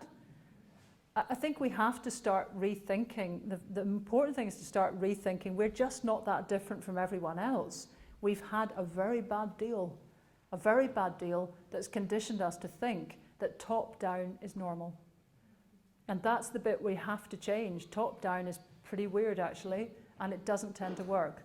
So, for example, in Sweden, you have to earn £35,000 a year or more to pay a single penny to central government in tax. So that's the majority of people only pay tax to their local communa. And when you say to them, that's pretty weird, they say, you're pretty weird. And they're right, because statistically, most places work bottom up. So we've kind of lost that for all sorts of reasons. And perhaps when I was showing you that map earlier, the one of what Scotland could look like if it had the average size of European councils, that was actually very close to the 1931 parish council map. Now, I don't think anybody here will remember it kind of from being there, but it's probably important to say that people don't get a big warm and fuzzy feeling about that, the 1931 parish council system generally, because it was also run by the great and the good. I looked at Roxburgh Council, and for 20 years in the last century, it was run by the Duke of Roxburgh, and for another 20 years, it was run by the Duke of Buccleuch. So if you lived there, not only was the Duke probably your landowner, your landlord, your employer, your feudal superior, he ran the blinking council too, which is kind of as close to being kippered as really. So we don't necessarily have a big warm and fuzzy feeling about a good past of local democracy, because I don't think we've ever really had it. And that's what we have to, I think that's what we have to create, which is well further of what you were asking, but apologies, Maha. If you're getting it, if we do get independence and we do get a yes vote, then are you hopeful that this will actually happen? That we will have this local... Well, let's look at it this way. Does anybody think that a new boss, same as the old boss, is worth the candle? Does anybody think that just moving a centralised set of powers from one set of guys in London to another set of guys in Edinburgh is all that different? It will be different to some degree, of course it will, but I don't think it will be different enough to get some of these dynamics sorted out. So I suppose what I'm saying is I intend to vote yes, don't get me wrong, but I know that that won't be, it's a bit like having a bairn, it doesn't end. It doesn't end when the birth is over, it just starts. And if anybody's got a holiday booked for September the 20th, you might not be having it for a long time. But I think we need to put some effort into this, because sitting back and thinking, that the thing will just all sort itself out, I think we all know in our hearts that's not enough anymore. We need more engagement than that to shape what we're doing next. And actually, to continue the sort of pregnancy analogy, it strikes me in just the same way that a bairn's health is very dictated by the health of its mother for that 9 months prior to birth. A nation is the same. And you must take care what you're actually doing in those 9 months. This is not bad at all. But what we need to do is to start thinking ahead for what we would like this new state to be like. Because otherwise, a lot of these dynamics will kick in pretty quickly. And I think there's a brilliant time now. To me, this is like Pandora's box is open. We are discussing everything. And partly because Professor Jim Hunter made a very brave stand when he resigned from the Land Reform Review Group and spotlighted that it simply was unacceptable to bottle it the way that report was going to do. He created a really pretty radical set of proposals, actually, which could make a heck of a difference to this country at last. So, I'm definitely an optimist in this. Perhaps for no reason. Aye. I've seen a few people writing on the internet and various other places that if we've got the will to do this and everyone thinks it's such a good idea, why can't we do it now? I've seen a lot of people say, and I'm just playing devil's advocate here, a lot of people saying that actually with devolution and the powers that Scotland's got, we could have done a lot of this already. And I'm wondering what your take is on that, whether you think it is really because we don't have independence or because when it comes down to it, the will is just not there enough. And is that going to change? Well, you're right that at a kind of in a sort of having the powers to do things way, so a lot of things could have been tackled. For example, business rates. I've been ranting on about this for some time, but sporting estates don't pay business rates. Why not? They're businesses, everybody else has to pay rates. So we could actually catch up quite easily with that, and that's within the power of the Scottish Government. But I think there's a bigger dynamic going on here as well, which is it's a bit like going back to the mantelpiece in your mum's lounge. I mean, you could have gone in there and sat and relaxed and read your books and had your wee friends round, did you? If you still think you're sitting in a borrowed piece of space and you haven't actually begun to conceive of what you could do with it, it becomes extremely hard to move. Now, I think there's a sort of, there's been a consensus within Britain that hasn't really been tackled very well, that really, and this is where I do sometimes worry, that our aspirations are simply to have a better version of English society, a bit fairer, with a bit less bedroom tax and a bit less of that. I think that's not really what is needed. I think we need a completely different way of looking at how Scotland could work. So until you've really had the big thinking and the public support for it, which independence would indicate, I think the politicians are frightened. They're frightened of the establishment, they're frightened of vested interests, they're frightened of losing what they've got, and they don't know if we're with them. They're frightened of the public, they're frightened of us. So, there's an awful lot of that, and I'd have to say, I think politicians aren't making a great fist of it at the moment. An awful lot of meetings I go to, what I hear from people is that they do not want politicians at meetings, which is partly because there seems to be an obligation for one politician to become Punch, and lo and behold, the other one becomes Judy. And before you know what's happened, they've basically reduced everybody to, snoring wrecks. So, I think one thing that will happen is we will have to change our conception of who represents us, and it will have to be more of us. But, I think that change of heart and outlook. Let me give you one other example back from Norway. You will soon get so fed up with this, you'll just scream as of one voice, no more, right? But just one more shotty here. The Norwegians were an independent country from 1905. And it might be important to say that all the Nordics preceded becoming independent with a long period where there was a union of crowns with the former mothership. And that meant much more than the period of devolution we've had. So in Norway, for example, from 1814 to 1905, they were basically rolling their own. They were raising their own taxes, they wrote their own constitution, they only had a union of crowns for defence and some taxation. And the same was true of Iceland. Finland was always treated as a grand duchy within Russia. So these guys already knew what it was to run their own affairs quite a lot in a way that we haven't. So I think that kind of makes it quite different. Anyway, the Norwegians were independent in 1905, but did they become a very different sort of state immediately? Not immediately. After all that, it kind of in many respects, you could say it was quite similar to Sweden. The big difference happened, and this is the view of many Norwegian historians, after the Second World War. After that experience of occupation, the Norwegians knew what their state was for. The 1945 election was fought by 4 parties on the same manifesto. Now, what an extraordinary statement of common purpose. That year, a foundation was set up called Fritt Ord, which is a foundation for peace. And it was set up by the kiosk owners in Oslo. These are the guys that sell papers. They realized this thing they were handing out, they were selling, was not just newsprint, it was freedom.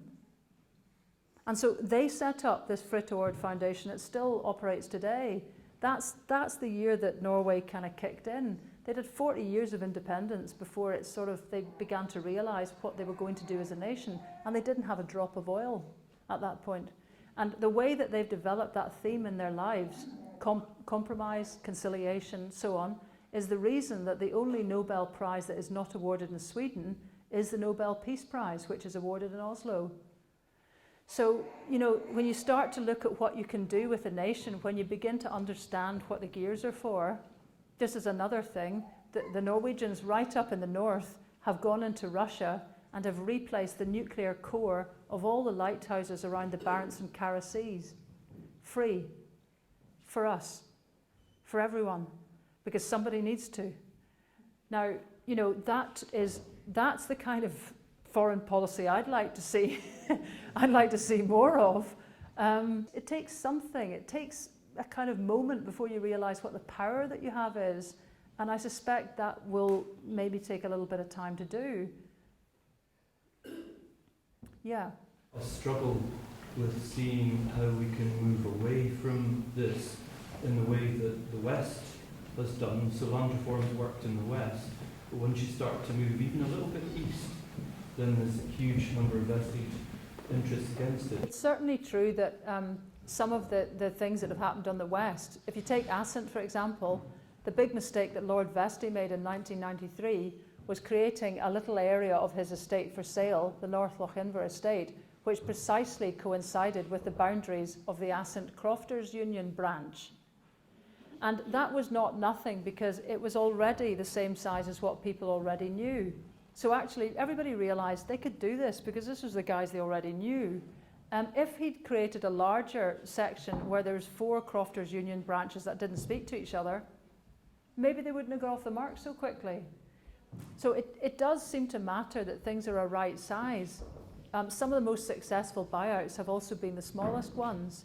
So there's certainly that to it. But I have a feeling, you know, some of the measures that have been proposed would start to create normal levels of breakup. So for example, something that sounds a bit arcane is primogeniture. This is that in land, but not in property, a father can basically leave all the land to his eldest son, and it can't be contested by the other siblings. You can contest property, but not land. Now that is part of what keeps estates the size they are. They can be handed intact from generation to generation.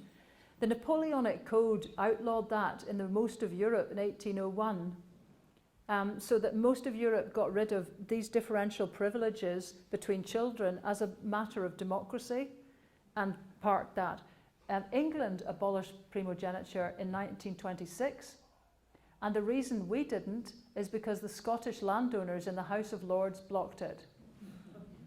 So, you know, those sorts of things could be done. That I understand is within the power of the Scottish Parliament to do. And that's where it matters that they begin to realise we want them to do these things. And in every way that's possible, we need to kind of be saying, we're not wanting to wait another 10, 20 years. Happily, there's a vehicle sitting in the Parliament at the moment called the Community Renewal and Empowerment Bill. A lot of the legislation could be put in as amendments to that, and it goes into Holyrood in June. You know, for a nation that's used to waiting hundreds of years for nothing to happen, it could happen guy quick. So I think some of these motives would start to break up some of the estates, and there's maybe a point to make. I mean, I think a land tax would be a good idea, but I think an even better idea is to go at the pace of the majority. What people are ready for, I think, without too much debate, is they're absolutely ready for business rates to go on sporting estates and primogeniture to get fixed, and probably a couple other things. There's not very much argument about that, really. If you wanted to move on to replacing the entire local income tax system with land tax, you'd need to spend a bit more time, I think, persuading people of how that worked. So instead of trying to move to that extreme thing that there isn't already a consensus for, can we just do the things already and get that first step? Because nearly all the buyouts that have worked on that principle. They did the first step of something everyone was comfortable with, and they moved on solidly. So that would be my feeling about it, is to try to go for that first. One of the major landowners is the UK government, and presumably the UK government doesn't die, so it doesn't have the problem of the inheritance. So how would you see the UK, the land owned by the Crown Estate? A lot of the foreshore is owned by the land estates. The Land Reform Review Group's suggestion was once again that the Crown Estates Commission should wave goodbye and go back to, you know, their Taylors and Savile Row and concentrate on the really important things like, you know, buildings and real estate in the City of London, which is where an awful lot of activity is focused.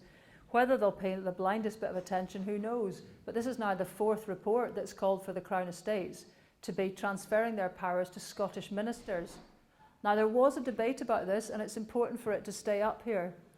Some of you may know there is a Coastal Communities Fund at present, and one idea was to actually take the Crown Estate's rights and transfer them not to the Scottish ministers, although perhaps technically the laws might need to do, but the income should be going to coastal communities, not the Parliament. Now, actually, I think that's got a lot to be said for it, partly because some of the most knackered communities around are sitting around the coasts, and some of them are well placed to try to do something with what might be a bonanza of renewable energy in the North Sea. But that's an argument that's not even being had, because at the moment the only ones we're having is whether the Crown Estates can just get out of here and we could get some democratic control over what they own. But I think we should be discussing where, this is a good example of when if there is change, it'll be very quick. The case that we've got so many absentee landowners in Scotland, you can go to, as I understand it, Holland, Denmark, and you cannot buy land where these people can go over here and buy massive estates, and you've got one particular family who owns something like a quarter of Scotland. They're not paying me to say this, but the Land Reform Review Group did come up with precisely a proposal that there should be an upper limit on the amount of land any one individual or interest could own. They also made a stipulation that no one should be able to own land in Scotland that isn't registered as an EU domiciled company, and that knocks out the tax havens. So actually, it's been quite clever in doing some relatively easy things that could be brought in and probably would have widespread public support. So, I mean, it's all there just to be enacted. That's where we finally have got to, is that the consensus has effectively been heard. We would not be allowed to go over to, as I understand it, Holland, Denmark, and buy land. Yes, that's right. Where they can go over here, they can buy as much as they want. And I've spoken to some of them. Yes, absolutely. They can't believe that they can come over here with whatever money you're using and buy massive estates.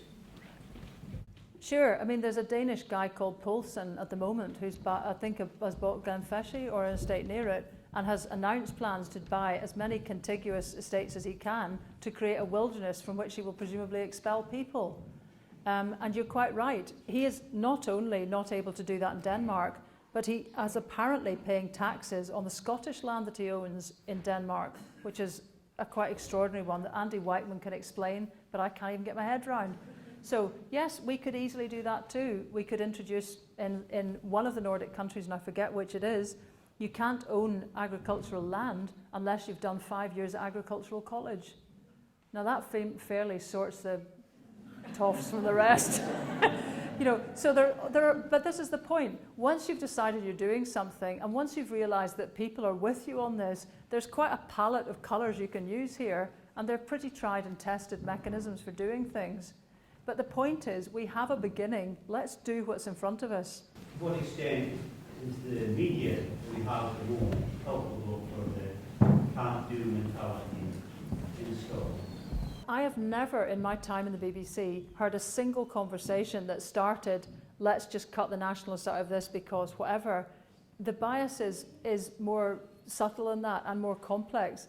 The Beeb is an establishment reflecting organisation, not just in the question of the referendum, but in practically everything. The referendum is just the latest in a series of things where, you know, we don't seem to be able to confidently go in and decide what is in our best interest as a nation. Let's talk about those things. For example, did any of you see there was a documentary on television that David Miller did about land that had a whole bunch of landowners on it? That's the first documentary the BBC has done about land since 1992.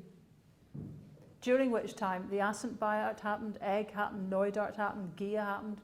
Nah, not interested. And I can tell you, before I left, because it was just not worth the candle anymore, I had put in so many programme proposals to do stories about Egg and so on, and I was just deemed to be too close to the subject. So there's a big issue there within the broadcasters for sure. And I mean, in 2007, for example, the Beeb decided not to do any hustings programmes because it thought the election would be a bit boring. Whoops-a-daisy. That, if you need reminding, was the one the SNP won by 1 seat. So a bunch of us who'd left the BBC at that point set up a thing called Vote Pods, where we had the idea, I was just remembering it tonight with that great band that was on first. We thought, well, it's crazy if you go to an entertainment event, you get a warm-up act. If you come to a political event, you get a stale bun, a draft, and a crick in your neck. You know, so we thought, how about if you actually had some entertainment and politics? Could you do that?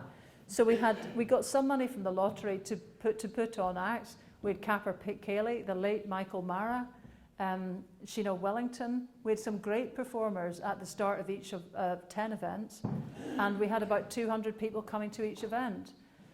So that was very different. We got kids from Napier University who were filming it, audio recording it, doing uploading highlights directly to iTunes and iTunes, you know what I'm saying here, iTunes and YouTube that night, and this was all voluntary, you know. So it's all there to be done. The BBC infuriates me because it shows what you can do with the number of different ways it can broadcast for football.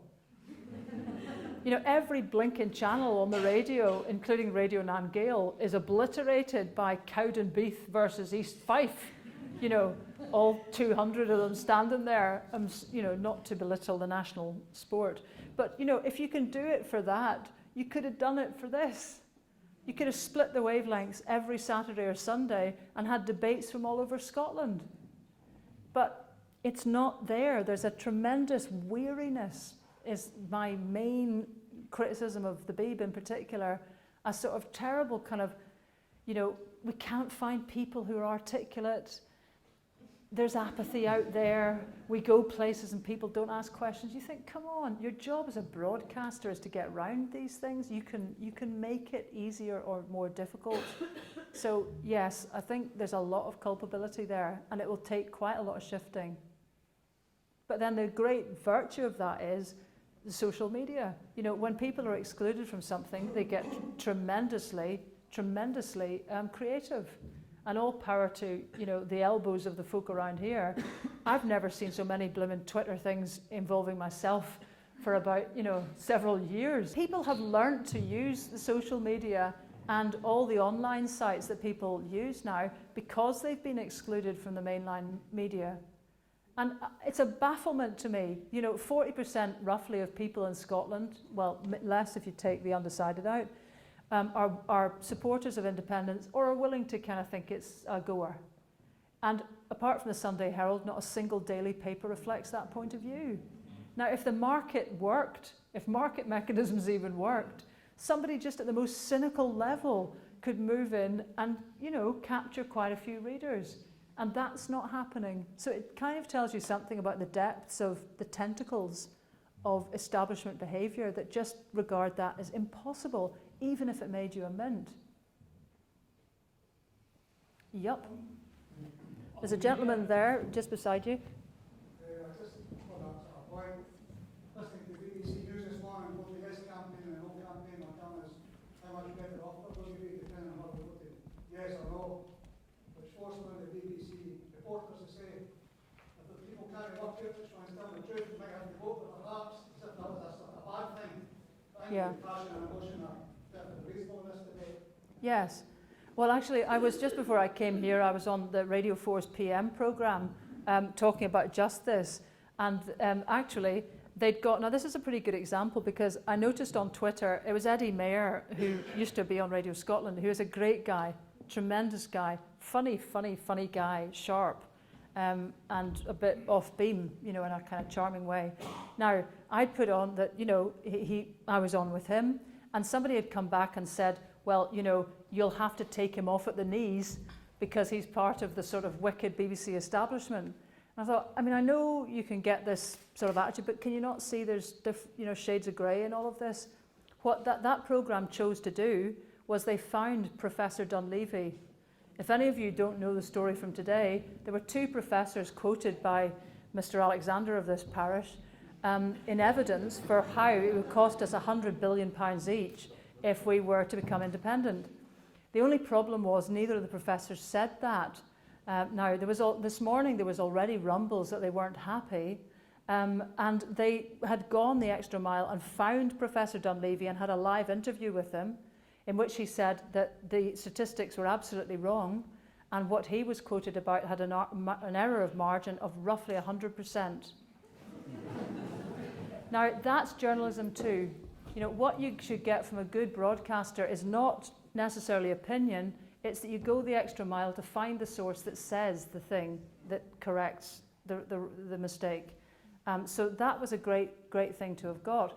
But you're absolutely right. I mean, I'd said at the end of it, this is like the banking crisis. Can anyone remember how many billions or trillions or whatever it is we've bailed out? That's not to belittle the money, it's just to say we can't remember the amount because it's mind-blowing. And actually, surely what we want now is to say we want a vision of a country where people get a fair crack of the whip and we don't have the extremes of poverty that are frankly just disgusting to see, and which, when you look across the border sometimes and see some of the ways that policy is framed, you feel that you're looking at a foreign country already. I mean, I remember watching the Tory party conference and just thought, I don't know what I'm watching here. There's people talking about 3-star hospitals, you know, free schools and opt-out academies and foundation structures, and, you know, the market has riddled that society. There's already a National Health Service party, which again didn't get coverage in the European elections. I think it polled about 5%, from a standing start with no publicity whatsoever. So the NHS is safe enough in this government's hands that doctors have had to stand as blooming candidates in European elections to try and say they want change. So I think it's a question of a lot of scrutiny has been paid to the proposition, and that's fair enough because there's going to be change and people want a kind of visualization of it. But equally, I think this is a kind of choice between two options, and you need to visualize and look carefully at what the direction of travel is in the rest of the UK. And you didn't need the tin lid of the UKIP vote to think that there is something really quite profound and strange and pretty worrying happening in the rest of the UK. So, yeah. Not just the rest of the UK as well. It was very disturbing how much UKIP Yeah. got up here too. It was, but I think it's worth keeping this a bit in perspective. I mean, I know it would have been convenient for us all if UKIP hadn't won a seat. They were 0.5% away from that. So that would have meant if they hadn't won a seat, we would all have been, oh, well, that's all right then. What they actually got, okay, was 10% of the vote versus 30% down south. Now, it depends a lot, and I mean, I spent a bit of time in the book trying to look at this, is what constitutes difference? To be honest, I don't think you need to say that we're a radically different set of people to have a case for independence. You could have a good case that 5 million is a better size for governance.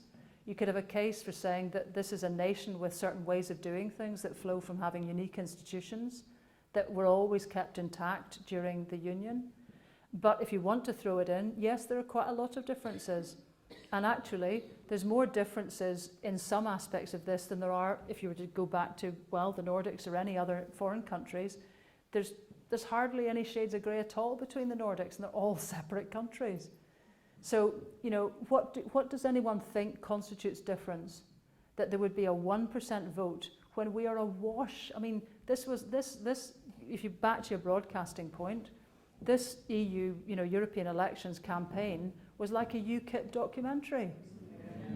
You know, I mean, to me, it's extraordinary that people had enough wherewithal to not get sucked right down the pan with it, because it was being blared out the whole time. I mean, somebody pointed out, Riley, I think on Twitter again, that the only person who was on Question Time more often than Nigel Farage was David Dimbleby. So, I mean, this is not to get all complacent at all, but it's still to just say there's nonetheless pretty consistent differences. And they are what marks out and describes some different values, which to me are like a cat struggling to get out of a bag. It may not look like a cat all the time, but it is. You know, there's something trying to get out of the way Scots have voted. And to me, it's put up or shut up time. I mean, why have we voted consistently so dramatically differently from the rest of the UK? And we have. At the last Westminster election, and I know this is a funny way to express it, there was 1.6 Tory MPs in Scotland, 20% Tory MPs in Wales, and 56% Tory MPs in England. Now, those are just not small differences. And again, For example, I said that was my last reference. I'll take Finland this time in the hopes that you won't whine too much. But, you know, a lot of the Nordic capitals have been run by conservative councils for 30 years. Oslo and Helsinki have been run by conservatives for 30 years. And their outlook has been that they put massive public investment into the public realm because that safeguards private investment. You know, I mean, that's not the kind of conservatism we've got used to, where it's all, you know, just the cheapest possible option and everything pared to the bone. It's quite the opposite, and they're conservatives. So there's many different ways to conceive how to run a state, and we have been served pretty poorly, I think, by the options we've got. But the Scots have tended to look at all of that and think we're still sitting on the kind of social democratic side of the market. I'll grant you, you know, that is yet to be tested, and that's what I think we need to do now. Are we just having a laugh? Are we only doing that to sort of distinguish ourselves from the English? It's just not a good enough reason anymore. Yep. Can I ask you about Norway? Can I just add that this woman is not related to me and I haven't given her any money? Sure. Just about immigration, I was curious because my brother lives there and he said that the only negative thing I've ever heard about society in Norway was an immigration problem and that it's something that people don't generally talk about. Yeah, well, I've got friends in Norway. One friend who's actually had both her children born in Norway and she can't get citizenship. So they're very, very exclusive about that. Some of that actually relates to their background. They have no empire. None of the Nordics have an empire. So some of the way that we have developed is because we have a commonwealth, an ex-empire, obligations to people, guilt, and then a need for cheap labour. So, you know, where we are at the moment with immigration, I think, is that because we are paying the lowest wages in Europe, and we have the most part-time workers, and we have, as you'll know from the headlines this week, we have, 500, I can't remember how many children are projected to be living in poverty by 2020, but the point is, half of them are living in families where the parents are working. Now, that is why we have immigrants, because we are paying rock-bottom wages, and we end up having to have people who will work for those wages. Now, other economies have decided it's worth paying people more.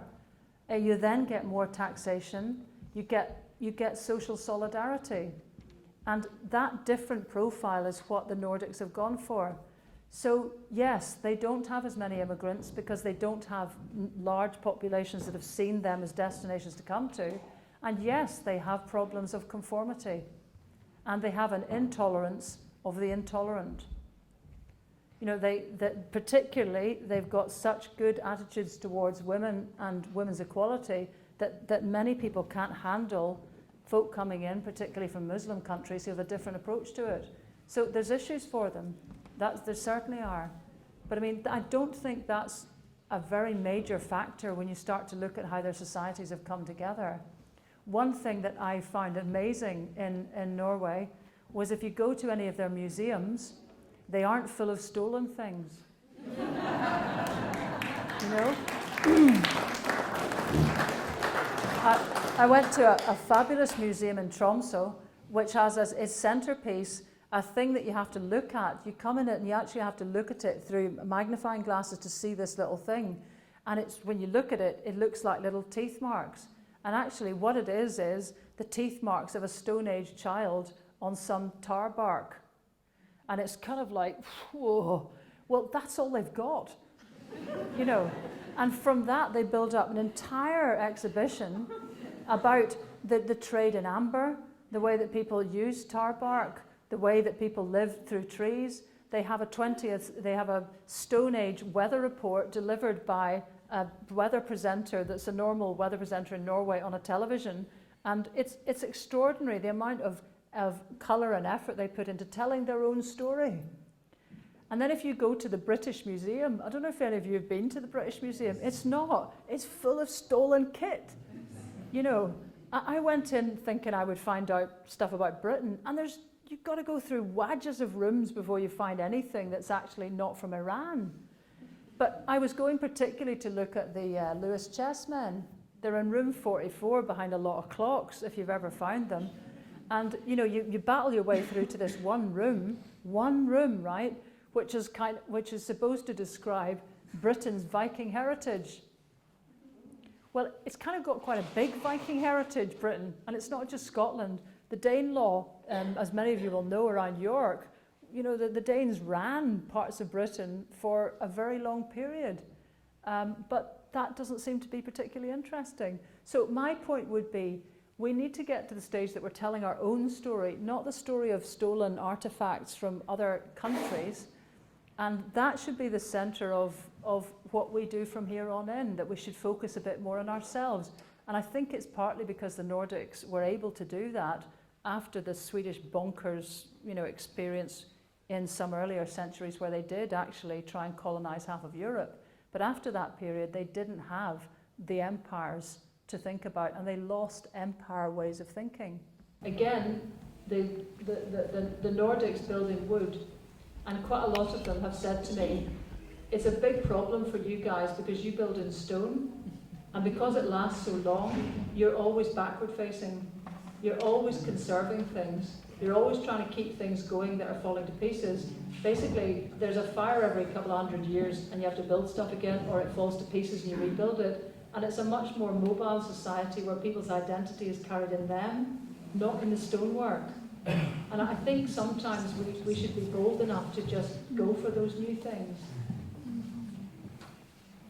You've given us a great vision here tonight, Lesley. How do you pursue that vision after a yes victory then? Well, I'm not sure. I mean, I think one important thing is to start visualising things. It's very hard to go for stuff that you can't see in your mind's eye. You can't visualise it. And I think up till now we haven't been visualising the future enough to be able to walk towards it. I think there will be quite a number of new parties set up. I imagine that the Common Weal will form a party. The point is there is plenty of talent here who want to be part of something now. And I think some of the vehicles like the Common Weal will set up a party basically that may well become the Labour Party again. Who knows? I mean, I really don't know. I think at the moment people are focused a bit on trying to get the job done. But you're quite right. It would be naive not to have thoughts about what will happen, you know, beyond it. But the thing is, the amount of energy, especially with the people like the Radical Independence Convention folk, they did a mass canvass of Easter House. Now again, wherever you are with the independence thing, 200 young folk went out and canvassed Easter House. I mean, again, I find that almost moving. Nobody's given a toss about Easter House. You know, no party has gone and put that amount of energy into it. So it's tremendous that people are doing these kind of things, and that energy isn't going to go nowhere. There's a generation that will be more active than even those of us crocs who kind of were politicised by the whole Thatcher thing and the miners' strike and all that period. It's all coming back again now for a new generation, which is tremendous. And there's old crocs like us. So, you know, the chances of us changing that into new party systems have got to be high. What kind of way you would run an alternative? You're right that there's a sort of sinking ship and we're sitting on part of it at the moment. Lots of people go down with sinking ships because they don't have confidence in the lifeboats.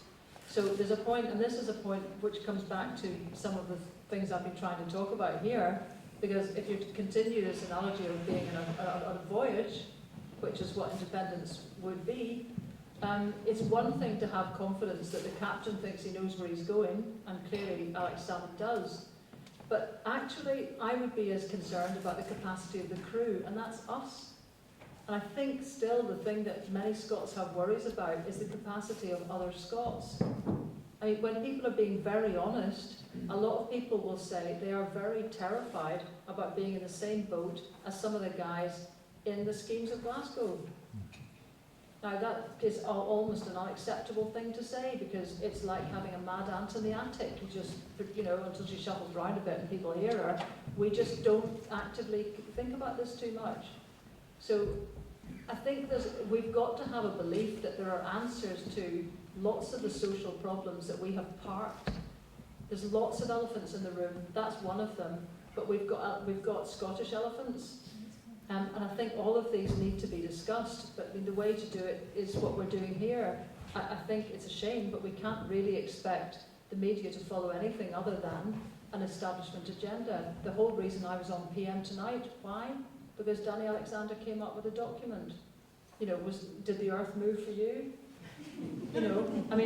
Actually, when it was introduced, Eddie Mayer introduced it in a very deadpan way. He said the UK government says independence will cost every Scot £1,000.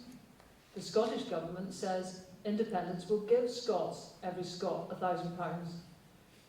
And it's kind of, that's the level of looking at it that way. This is what we've now come down to, is these non-event stories that are built up into a big piece of coverage. Right, is there another couple of things, or have you got homes to go to, perhaps?